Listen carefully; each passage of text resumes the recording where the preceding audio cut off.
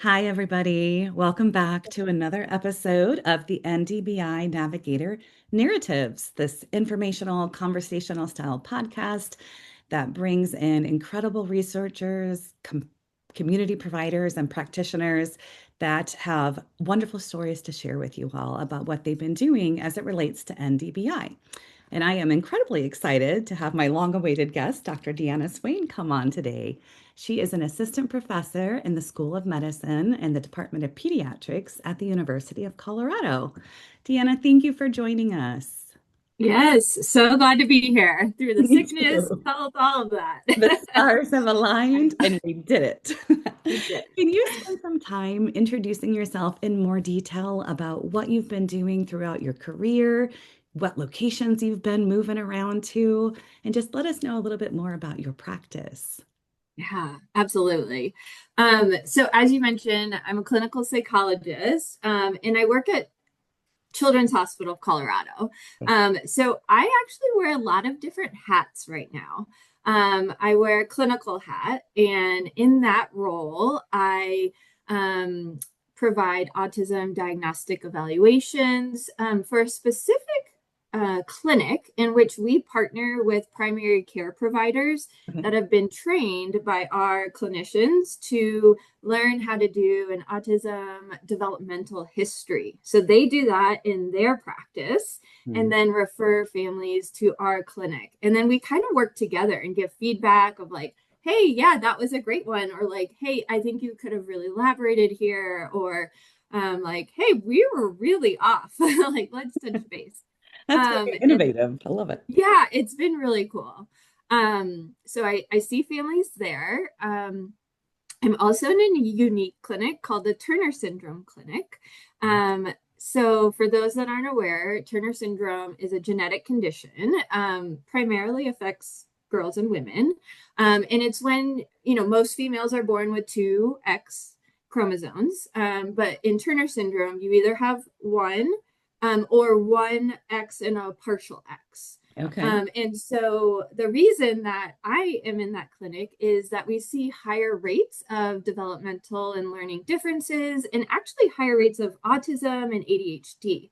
So I join our multidisciplinary team and do some brief consults just to check in how things are going. And then if a family is concerned about autism, we do kind of our separate single discipline evaluation. Oh, and you're a Yeah. busy researcher as well, which we're going to talk about. Oh, Yes, yes, absolutely. in And addition so, to your other hat.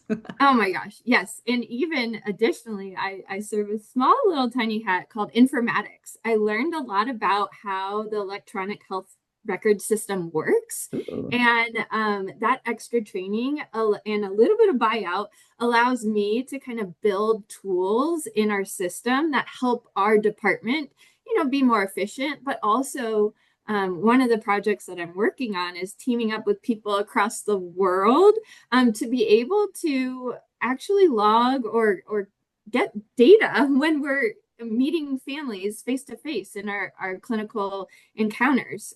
Most of the time, we just write these really long narrative notes. Yeah. And it's not helpful in Going. terms of answering important or meaningful questions. So we're really trying to work together to see, can we build up a system where we can better answer those questions that families ask us a lot. Yes. And Um, what a cool data source to get from that platform. I'm going to call it a platform, mhm. for lack of a better understanding of it, that you can get that not locally, but across different cultures and around the Yeah. world. And to Yes. see, again, thinking about removing and understanding barriers to care, which we'll chat about, are innovative ways to help support families. I love that versus it's a report that's filed away as a PDF that it gets all dusty and no one looks at, as opposed to these ongoing medical visits, probably with sleep and digestive and Yep. everything else that comes into Yeah. supporting that individual that you have as a client. So, what a really cool, like live, real time way to keep track of that, those dots. Yeah.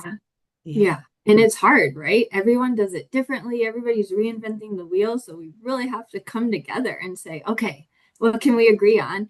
And not lose scope of like what's meaningful for families too. Hmm. And so I think it's a really cool project that we're excited about. Yeah. So that's Um, underway right now to be it's published. It's Like, underway. Yes, it's not, it's actually an act of love because it's not funded right now. oh, We do have a small like pilot project that we're doing. So we're partnering with Boston Children's right now, okay. just to see, okay, can we implement even a system of tracking some similar outcome measure in our notes? And so that's allowing us to kind of see, okay, if we do that, what are some questions that we can answer? Love And that. so we got to start somewhere because we're always like, Yes. well, what about this? What about this? And they're like, yes, but wait. So we're starting small and we're building up.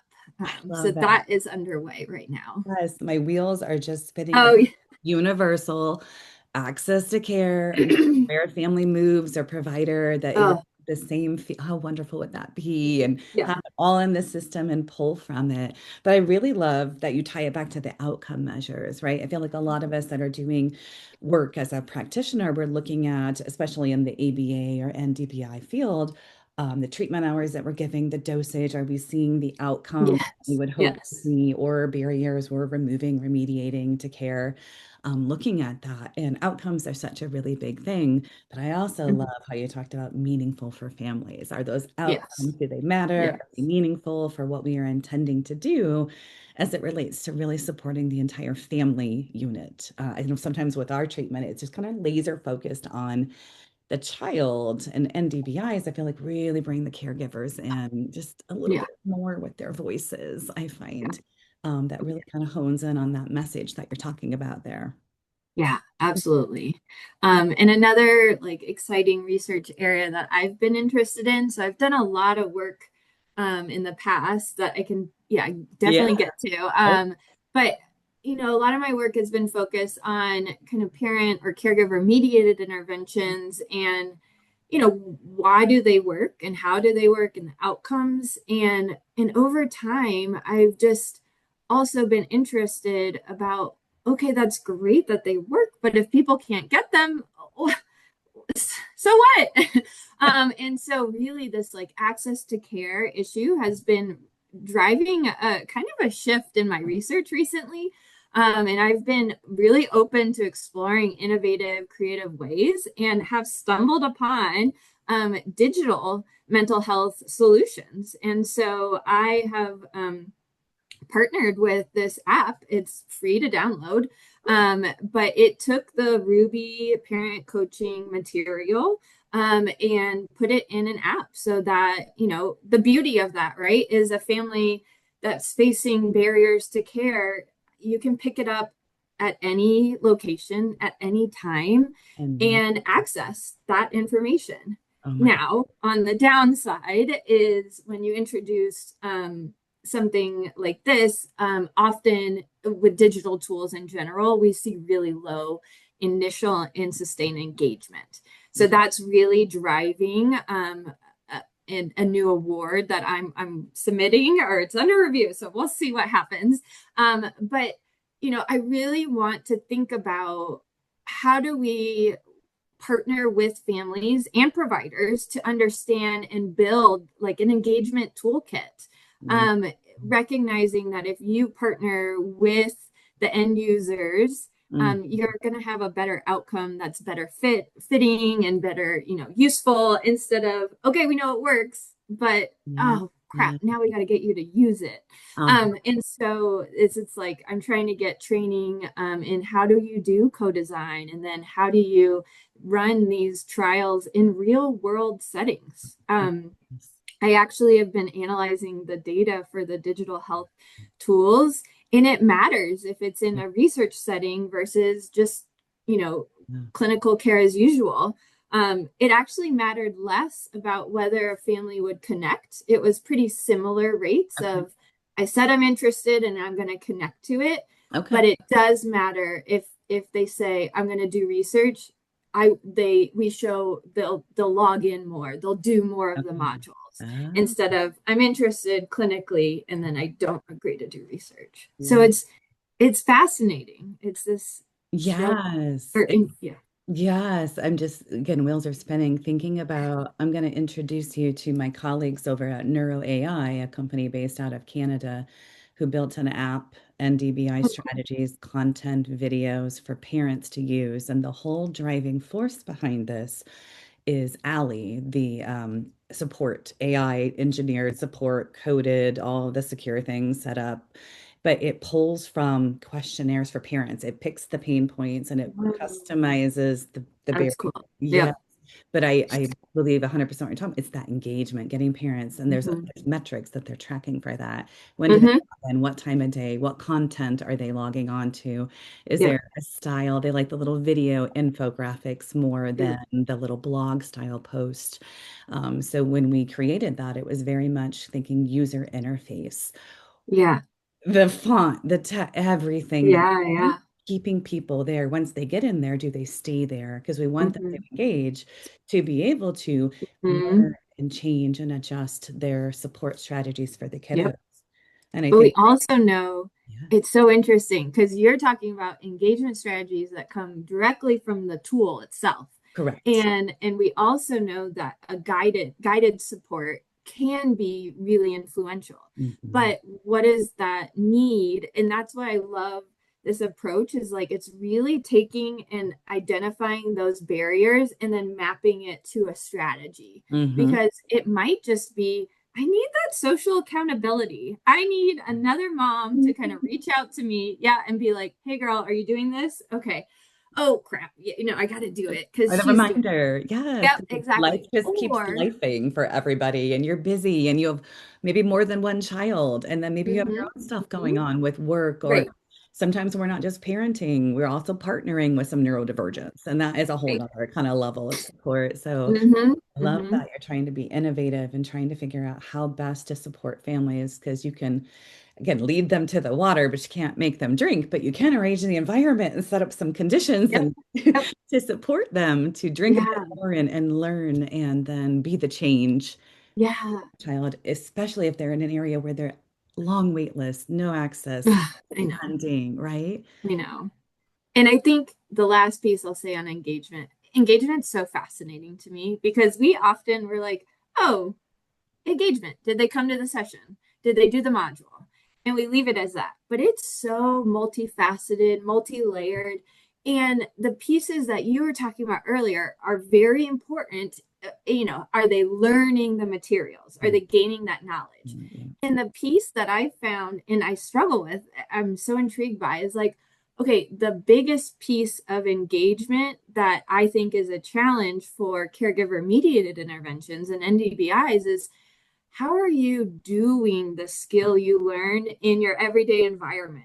Yeah. And that's the piece of engagement that's hard to track in an app. I mean, it's hard to track in a day-to-day Yeah. in-person intervention, but you would do that more formally, right? How did it go? And Yeah. so that's the part that I'm also intrigued on checking in and figuring out ways to measure and Uh-huh. I'm going to connect you with my team because we oh talked great. about that, having parents upload videos and the AI Oh gives cool. the Wow. time point. It's trained to look at that and give the feedback if they hit the Oh my criteria that they're God. doing the strategy. And then if Okay. not, extra support going, rinse and repeat, keep going on it. So I don't know if that part of the app is developed yet, but that is 100% where they were going is the application of the learning knowledge base, what parents can Yep. understand, but then it's the performance based. How Yep. do we, as a small team, access all of these families? We utilize AI and technology, write the code, build it out. Families upload. The system is trained on what we would code them, and automatic, immediate feedback, real time, to take that. This So is cool. went well and parent user friendly, right? Kind of feedback tone is what we were working on. So I'm connecting you after this podcast. I'm connecting you. Okay, great. That I'm would be a excited. cool research um, Yeah. study that you could get and kind of use. And it's all NDBI focused, which is my Oh, love. so cool. So yeah, well, that's Yeah. exciting. So you have a clinical hat, you have a researcher hat, you're in the Turner Syndrome Clinic doing all of that incredible stuff there. And then the data engagement informatics, call it? Informatics. Yeah. Informatics. Yes. So yes, you're Yeah, it's a busy. weird word. And before we came on, you had shared that you were at Cornell. Was that right? Kind of your, Yeah. Oh, yeah. So my kind of background, I've been all over. love it. So I did undergrad at Boston College. And then that's actually where I first got into research. So I actually went to undergrad wanting to major in math. My mom is a psychologist, and I was like, I want nothing to do with that. And I loved math, right? You use math, you figure out problems, like there's a solution. And I eventually got to a spot where I was like, well, I don't really want to teach. I don't want to be an actuary. I don't know. I don't know about this math. And I got into psychology. Is your mother so happy? I know she was. And I was like, oh, I can use math to try to figure out the answers to these problems. But in psychology, they're really complex and they're really challenging, which is cool. And so I kind of feel like that melded over time. And I joined a lab where they were doing theater training for neurotypical youth, but seeing how that impacted things like empathy, emotion regulation, theory of mind, and actually got this really amazing post-bac research assistantship at Vanderbilt University, where I got to help out with theater training for autistic youth. And it was like, whoa, this is so cool. And I think it was there that I just fell in love with families. I loved listening and talking to the parents and just seeing that transformation of like, I connect with my child in a different way, or like I see them in a different light. And that was powerful to me, as well as talking to them about how that impacted their stress. Parents' stress was huge. And this was something that made a difference. And I that really intrigued me and led me when I went to graduate school at Virginia Tech. I studied a lot of parent stress and parent-child interactions. And that's where I first fell in love with NDBIs. So yay! As a first year grad student, I did one semester as a teaching assistant. And I was like, this is all right. But like, I love the clinical, like I want to be with the families. And I got to do that my second semester. I got to go to Santa Barbara and do a PRT training. And I love it. Oh my gosh. Can't turn that off once it clicks. Yeah. I fell in love with the ABC model, like using child motivation, the naturalistic, environment. And I, as part of my assistantship, was able to like go to families' houses and like train them in PRT. And it was so cool. I just seeing how parents or caregivers changed and just the bond change was just so cool. And I loved it. And so I tried to kind of push those two ideas together of like, okay, parent stress and caregiver mediated intervention or PRT. So I bit off way more than I can chew with my dissertation. I love it. Got a grant to do PRT groups with mindfulness or with just psychoeducation. Okay. Spoiler alert, I unfortunately never got it published, but all parents, showed some nice improvements. But we had some pretty high attrition rates. And interestingly, when I was piloting this with another training award, I tried to do, okay, let's just do the mindfulness first and then do PRT. And parents were like, stop it. Like, I just want to help my kid. And it was so interesting to me of like, but you're helping by helping yourself. It's like you're backing into it. Yeah. And they're like, no, I want to learn strategies now. And so that it really just encapsulated my like drive and interest of like, how do caregiver mediated interventions work and like why? And so I matched on internship at Children's Hospital Colorado here. And I got to do some training in ESDM. Love that as well. And then I went to Weill Cornell in New York, so the Center for Autism and the Developing Brain. I went for research and clinical work.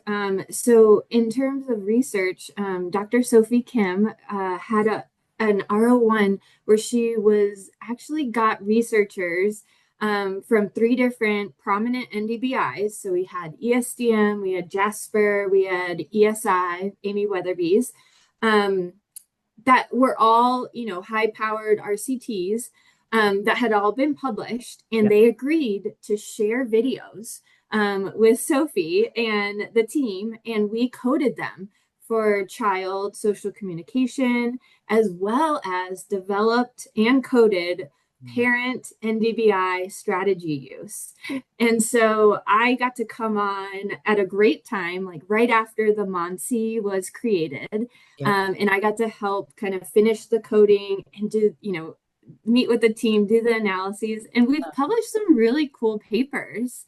The first was just like a proof of concept, like, can we do this, right? These were trials that were all different amounts of treatment intervention, all different frequency and length, and everything was different about these, including the outcome measures that they chose. There were no outcome measures that overlapped in terms of social communication across these 3 trials.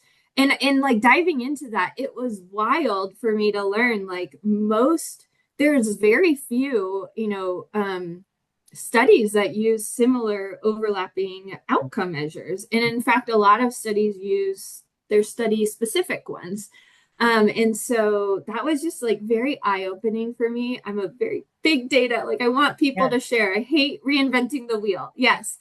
And so this was a really cool opportunity for me to learn, hey, also we need big data to answer these questions. And so it's wild, but even in these 3 big sites, like after we coded the videos and took out the ones, that were uncodable or met certain criteria, I mean, we still had a lot of videos, but it still was not quite the amount that I even thought we would have in the end.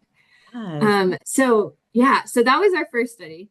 I'll stop talking. Oh my God, keep going. I just want to make sure I'm going to link the studies to the notes. This is one.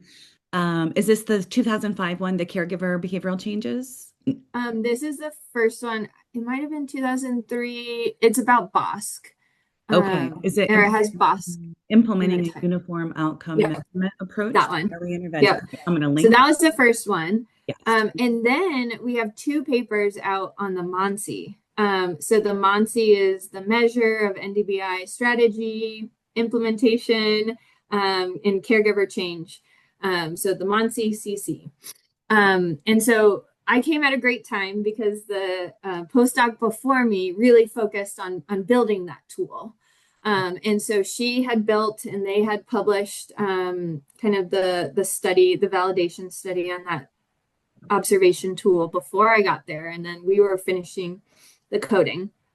And the 2005 paper that you were talking about was really cool to empirically show that caregivers truly are the active ingredient of change for child outcomes. I know. I was like, yes, I mean, we know that, right? As an NDBI clinician, you're like, yeah, duh. But it was so cool to like have the data to support that. Yes. Anything from those studies that came out, or can you talk about the BOSC? That's one I don't think a lot of people are going to be familiar with as well. And I will put a link for where people can learn that. The brief observation of social communication change, BOSC. Yes. Yep. Absolutely. Yes. So I believe that was started by Kathy Lord and her team. And it's really taking similar codes that you might see or be familiar with from the ADOS. So, eye contact and play and engagement and joint attention and different things that you'll watch. So it's like about 8 to 10 minute videos. And then you watch the first half and then do your codes. And then you'd watch the second half and do more codes. And then it's the average of those too. Okay. And so you're able to, similar to the ADOS, you'd have a social communication score. And then there's a restricted repetitive behavior score. Those are were a bit more variable, right? And we know that from some research too, of like different contexts might elicit different behaviors. And so we might see more variability in those scores. And we really focused on the social communication outcomes, as that's a primary target in NDBIs. And so one paper, you were asking, are there any other papers that kind of came out of this? And one paper led by Dr. Hallie Brown. So she's still at Cornell, Cornell, and she did a cluster analysis of like right up your alley. I know. I was like, oh, this is really cool. So she took all of the baseline caregiver observation codes and kind of said, are there groups of caregivers? And I think what was cool about this, we ended up on 4 different groups. Don't quote me, there were certainly some caregivers, and we all, you might relate to this, of like, there are some caregivers clinically that come in and you're like, wow, you know a lot. You read a lot or whatever, you have some great strategies. So there were some caregivers that had just high starting points, and then there were some that were consistently low, and then there was some, the 2 other groups were like inconsistent or like moderate or something. Okay. And it truly did show, and we track their scores over time, and it was truly the parents or caregivers that had those lower, inconsistent or lower scores that showed the most change over time, which again is, not mind-blowing, but it's still cool and a good reminder of like, we need to meet families where they're at. And NDBIs are so great because you can tailor, the strategies and the outcomes to the family, not just the child, but the caregiver and the family unit itself. Yes, I love that what you just said. I always talked about the same thing. We got to meet children where they're at, not where we want them to be. And I love hearing you say that for the families, same thing. Meeting the parents and caregivers where they're at. Again, not where we want or expect them to be, but kind of looking at how do they learn best. And in NDBI, ESDM specifically, we do a lot with supporting adult learning and parent mediated and motivational interviewing and just a very style of coaching and supporting parents. And I see parent training and I just cringe a little bit. I'm like, parents don't need to be trained on how to be a parent. Coaching or guidance, right? And I just love that we take that approach within NDBIs. And I keep going back to this analogy, like you have a bottle and there's a marble in it, and that one marble, say for speech therapy, this is what comes to my mind, represents the 30 minutes of speech that my son gets. Well, if I know what they are doing in speech and that's can coach me and teach me how to do this, then my marbles are all the other hours in the day that I'm filling up my and I can help maintain and generalize and really ensure that what they're doing is sticking.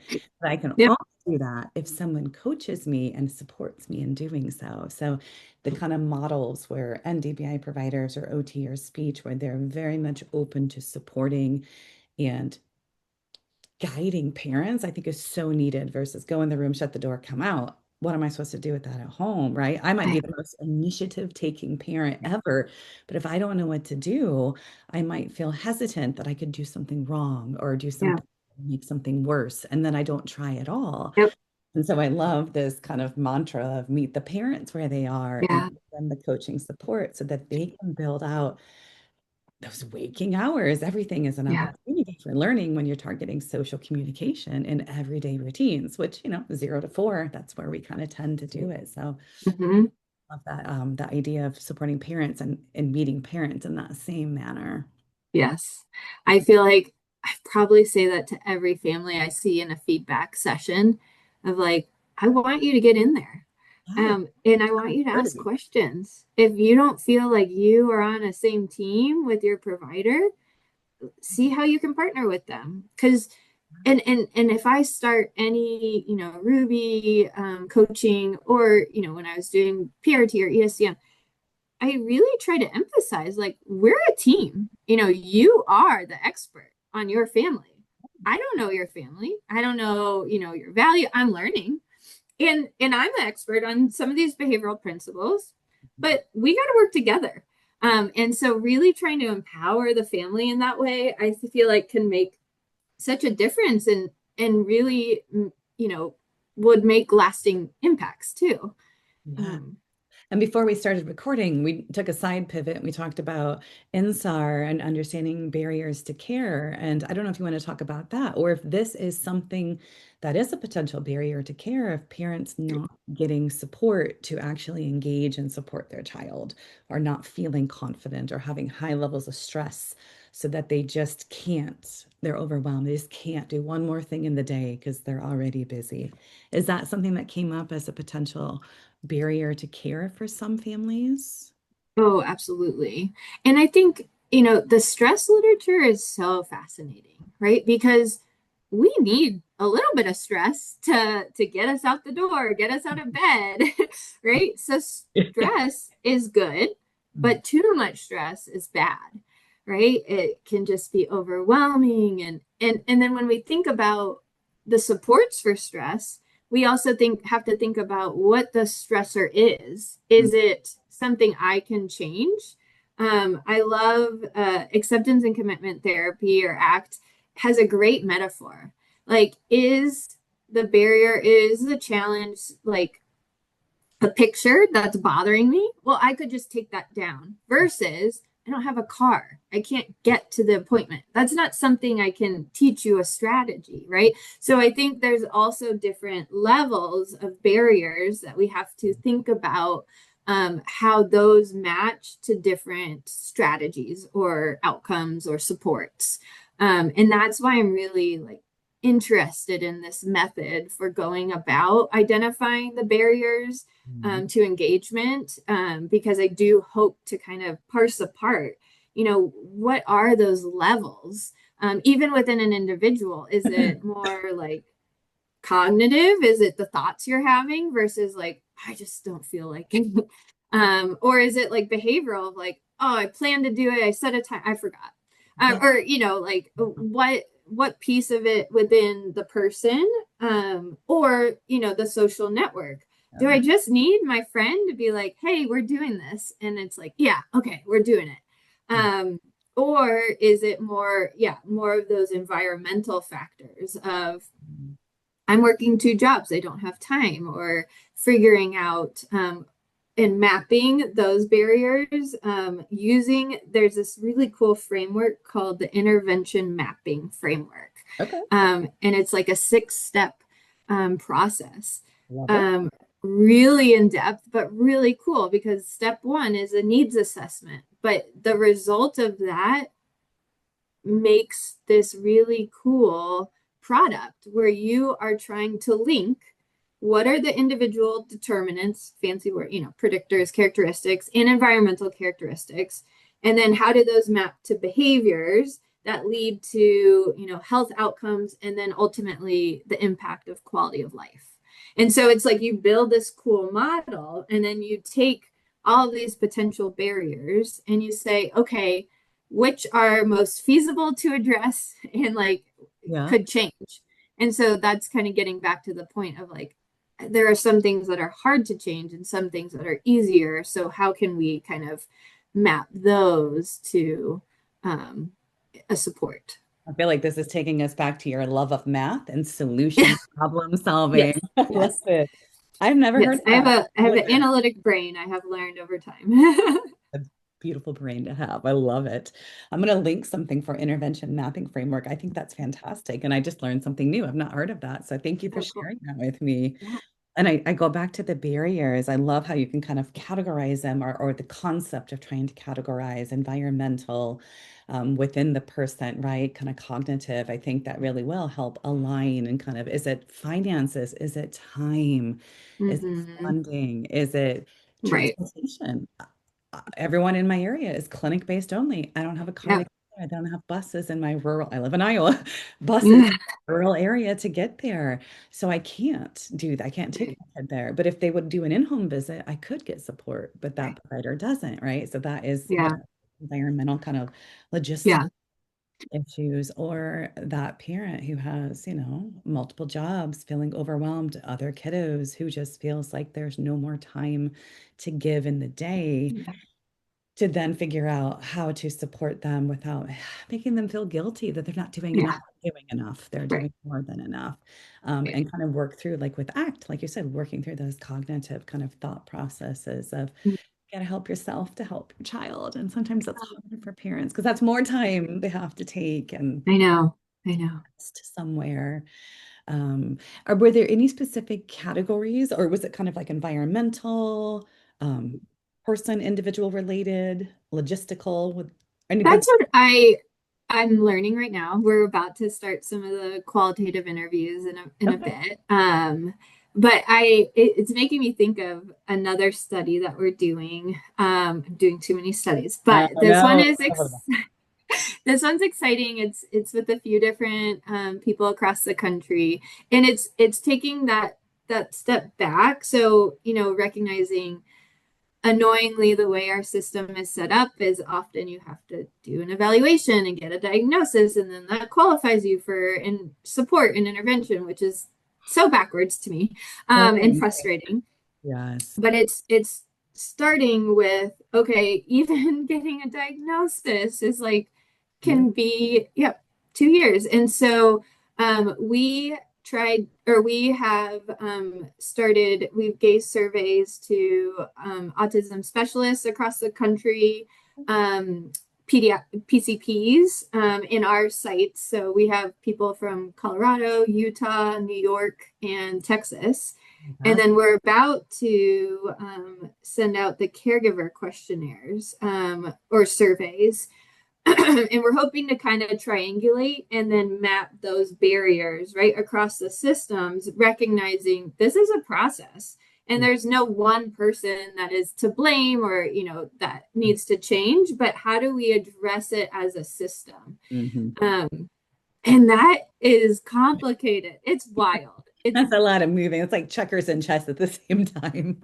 yeah. And I think going back to my analytic brain, it's so fascinating because we're so grounded in the like, I just want to help. And I know this is a problem and like, let's do this. Yeah. And I know it comes from a place of, goodwill and like desire to help. And when we do that, sometimes we're missing the opportunity to truly take a moment to say, do I really have a good grasp on the true challenge or barrier? Do I have the data to support it? I know. Love that. But then do I have the data to also show or measure over time that what we're doing is making a difference? Mm. And so that's the piece that I think like I'm also trying to do in my other roles as a clinician or an informaticist or a researcher is like first even thinking about it from like a quality improvement Yeah. perspective of like, do I have a good grasp on what the problem is? And then have I truly considered all the different options and maybe partnered with some, community providers or parents or children or, really before I dive into a solution? Sometimes we don't have time for that, and that makes sense too.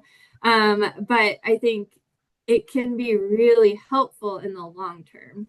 Yes, I think it's that, like you said, the big picture instead of kind of everything seems so compartmentalized. I got to go to this provider to get a diagnosis and wait. I got to go here to get the treatment and wait.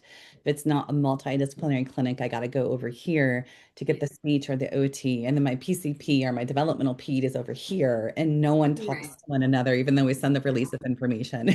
And so no one talks to one another. I And that know. is, again, overwhelming for a parent who might Yep. have a binder of their child's treatment that they Yep. take with them wherever they need to go because Yeah. it's in one place because nothing is stored electronically, right? It's just I Yeah. love this universal template platform concept of easing the response effort for a parent to engage. Like it's all there, Yeah. organized, everyone can access it and see it. That's got to be a barrier that could be removed through your incredible work that you're going to map out this thing for, because that is a big barrier for families. I happen to be a very organized parent, very data driven. Yeah. I carry that with me. I know a lot of parents don't love data, don't have time. Right. Something I value. Or Um, know that they should, how helpful or it. not should, but like know that that would be helpful until Yeah. it's, you know, Yes, or sometimes I might open up that binder to show a particular doctor who says, nah, and they don't really seem to value it. And then it's like yeah, maybe you need a more understanding doctor. Like they don't have the time to listen to your concerns. That might not be yeah, the best provider for you. But then we come right. into no one else has availability. So you get it. Don't throw a fit, right? It's the whole system, I think, is just Yeah, so burdened. And I love the thought of making this more cohesive for families to navigate confidently and comfortably, because I don't yeah, think parents feel that way already, trying to understand what's going on with their kiddo and feeling the feelings that they have as maybe being a first-time parent, maybe being a parent to multiple children, and this one tracking a little bit differently on that trajectory and not knowing how to handle that. So I feel like even going to providers for some families culturally and sharing that discomfort or that unsureness is intimidating and hard for them. absolutely. Yeah. And so I love the thought of a system that can bring it all together so a family doesn't have to keep repeating that. I think that's a huge barrier for care for families. Speaking for myself, just what I go through, Yeah, just trying to navigate a system that I happen to know the system from the other side as a provider. right, Now I'm learning it. right. It's not great. Yeah, So being able to do that, but I love the outcome measures that you keep talking about. Like, how do we really have quality improvement, quality assurance factors taking into play?